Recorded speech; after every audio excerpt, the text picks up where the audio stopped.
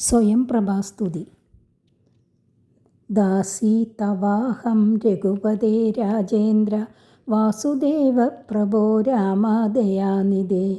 കാൺമതിനായി കൊണ്ടുവന്നേനിവിടെ ഞാൻ, സാമ്യമില്ലാതെ ജഗൽപദേ ശ്രീപദേ.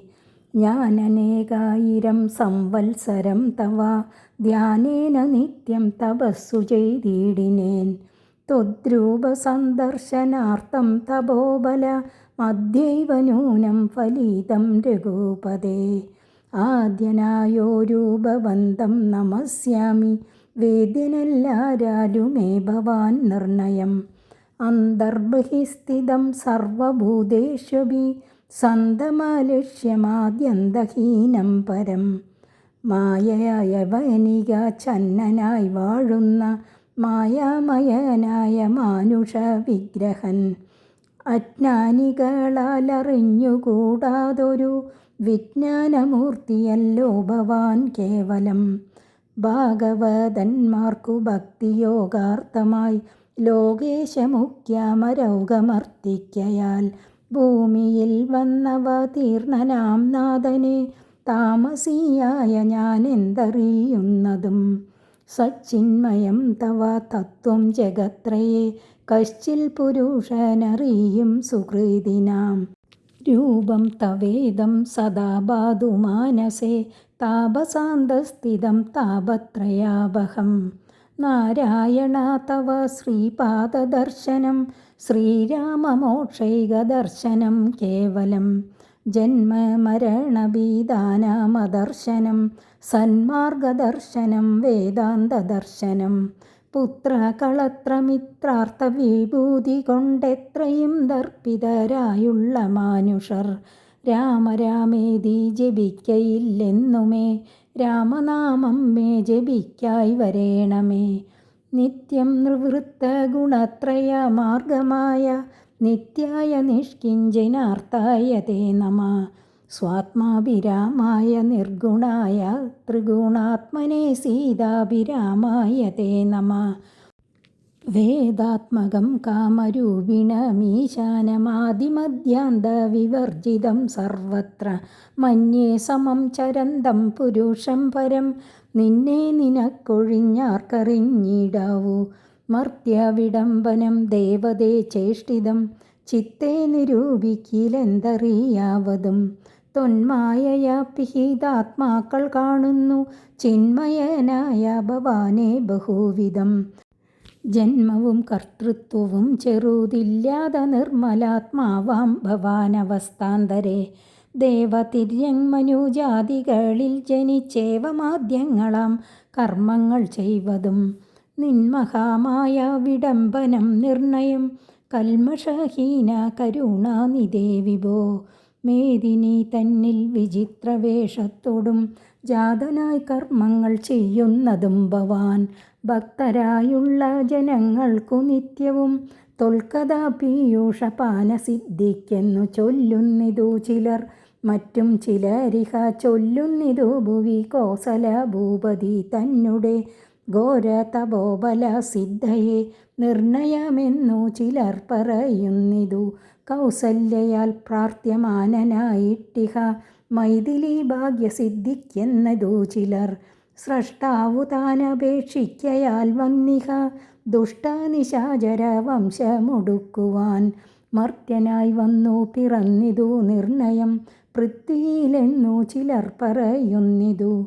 ഭൂപാലപുത്രനായി വന്നു പിറന്നിതു ഭൂഭാരനാശനത്തിനെന്നിതു ചിലർ.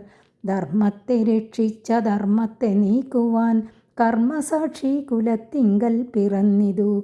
ദേവശത്രുക്കളെ നിഗ്രഹിച്ചമ്പോടു ദേവകളെ പരിപാലിച്ചു കൊള്ളുവാൻ എന്നു ചൊല്ലുന്നിതു ദിവ്യമുനീജനമെന്നും തിരിച്ചറിയാവതുമല്ലമേ.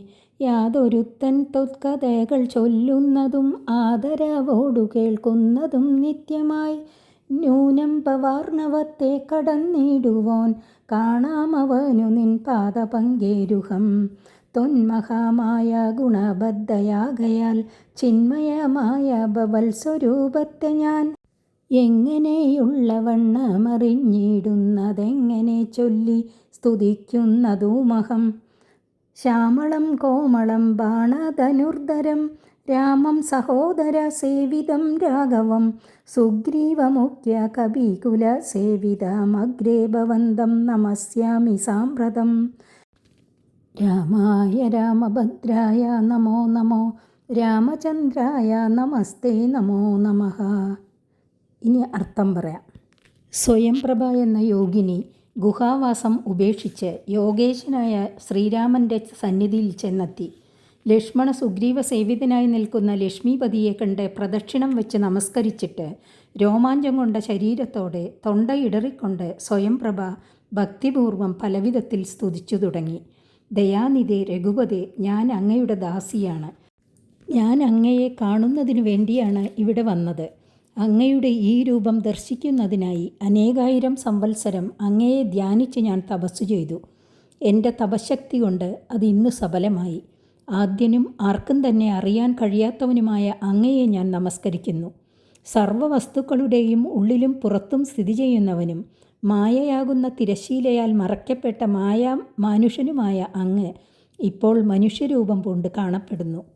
അങ്ങ് അജ്ഞാനികൾക്കറിഞ്ഞുകൂടാത്ത വിജ്ഞാനമൂർത്തിയാണ്. ഭഗവത് ഭക്തന്മാർക്ക് ഭക്തി ഉളവാക്കാനായി ബ്രഹ്മാദിദേവകളുടെ അപേക്ഷയനുസരിച്ച് ഭൂമിയിൽ വന്നവതരിച്ച അങ്ങയെ തമോ ഗുണമുള്ള ഞാൻ എങ്ങനെ അറിയാനാണ്? സന്മയനായ അങ്ങയുടെ തത്വം ഈ ജഗത്രയത്തിലെ പുണ്യവാന്മാരിൽ ഏതോ ഒരുവൻ അറിഞ്ഞെന്നു വരും. താപസന്മാരുടെ ഉള്ളിൽ കുടികൊള്ളുന്നതും ത്രിവിധ താപങ്ങളെയും നശിപ്പിക്കുന്നതുമായ അങ്ങയുടെ ഈ രൂപം എപ്പോഴും എൻ്റെ മനസ്സിൽ വിളങ്ങട്ടെ.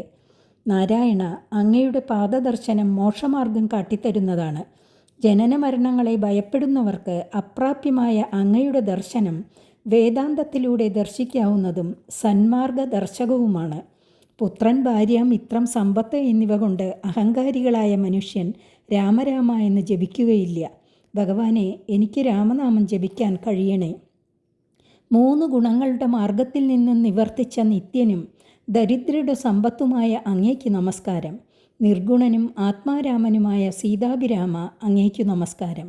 വേദാത്മനും കാമരൂപിയും ആദിമധ്യാന്തങ്ങളില്ലാത്തവനും എല്ലായിടത്തും ഒരേ നിലയിൽ വർത്തിക്കുന്നവനുമായ നിനക്കല്ലാതെ മറ്റാർക്കാണ് അറിയാൻ കഴിയുക? മനുഷ്യരെ അനുകരിക്കൽ മാത്രമായ നിന്റെ പ്രവൃത്തികൾ ചിന്തിച്ചാൽ എന്തറിയാൻ കഴിയും? നിന്നുടെ മായയാൽ ആത്മാവ് മറയ്ക്കപ്പെട്ടവർ അങ്ങയെ പലവിധത്തിൽ കാണുന്നു.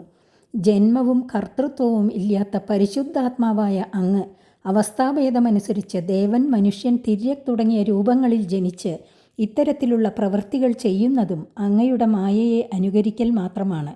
ഭൂമിയിൽ വിചിത്രവേഷത്തിൽ ജനിച്ച് പലവിധ കർമ്മങ്ങൾ അങ്ങ് ചെയ്യുന്നത് ഭക്തജനങ്ങൾക്ക് അങ്ങയുടെ കഥാമൃതം ലഭിക്കാൻ വേണ്ടിയാണെന്ന് ചിലർ പറയുന്നു. കോസല രാജാവിൻ്റെ കഠിന തപസ്സിന് ബലമുണ്ടാകാൻ വേണ്ടിയാണ് അങ്ങ് ഇങ്ങനെയൊക്കെ പ്രവർത്തിക്കുന്നത് എന്നാണ് മറ്റു ചിലർ പറയുന്നത്. കൗസല്യയുടെ പ്രാർത്ഥന അനുസരിച്ചാണ് അങ്ങയുടെ അവതാരമെന്ന് ചിലർ പറയുന്നു. വേറെ ചിലർ പറയുന്നത് അങ്ങയുടെ അവതാരം സീതാദേവിയുടെ ഭാഗ്യസിദ്ധിക്ക് വേണ്ടിയാണെന്നാണ്. ബ്രഹ്മാവ് അപേക്ഷിച്ചതിനാൽ ദുഷ്ടരാക്ഷസവംശത്തെ നശിപ്പിക്കുന്നതിനായി അങ്ങ് ഭൂമിയിൽ മനുഷ്യനായി പിറന്നു എന്നുള്ളത് തീർച്ചയാണെന്ന് ചിലർ പറയുന്നു. ഭൂമിയുടെ ഭാരത്തെ കുറയ്ക്കാനാണ് അങ്ങ് ഭൂമിയിൽ അവതരിച്ചതെന്ന് വേറെ ചിലർ പറയുന്നു. ധർമ്മത്തെ രക്ഷിച്ച് അധർമ്മത്തെ നശിപ്പിക്കാനാണ് സൂര്യവംശത്തിൽ പിറന്നതെന്നും ദേവശത്രുക്കളെ വധിച്ച് ദേവന്മാരെ രക്ഷിക്കുന്നതിനു വേണ്ടിയാണെന്നും ദിവ്യരായ മുനിജനങ്ങൾ പറയുന്നു. എനിക്കൊന്നും തിരിച്ചറിയാൻ കഴിയുന്നില്ല. ഏതൊരുവൻ അങ്ങയുടെ കഥകൾ ആദരവോടെ നിത്യവും പറയുകയും കേൾക്കുകയും ചെയ്യുന്നുവോ അവന് ജീവിതസാഗരം തരണം ചെയ്യാനും അങ്ങയുടെ പാദകമലങ്ങളെ ദർശിക്കാനും കഴിയും. നിന്റെ മായയാൽ ബന്ധിപ്പിക്കപ്പെട്ട എനിക്ക് നിന്റെ രൂപത്തെ എങ്ങനെ അറിയാനും സ്തുതിക്കാനും കഴിയും? ചാപവും അസ്ത്രവും ധരിച്ചവനും ശ്യാമളനും കോമളനും ലക്ഷ്മണനാലും സുഗ്രീവനാലും മറ്റു വാനര ശ്രേഷ്ഠന്മാരാലും സേവിക്കപ്പെടുന്നവനുമായ ശ്രീരാമചന്ദ്രനെ ഞാനിതാ നമസ്കരിക്കുന്നു. രാമഭദ്ര, രാമചന്ദ്ര, അങ്ങേക്കു നമസ്കാരം. ഇപ്രകാരം പറഞ്ഞുകൊണ്ട് സ്വയംപ്രഭ ശ്രീരാമചന്ദ്രൻ്റെ പാദങ്ങളിൽ വീണ് നമസ്കരിച്ചു. സ്തുതി അവസാനിച്ചു. ഹരിയോം.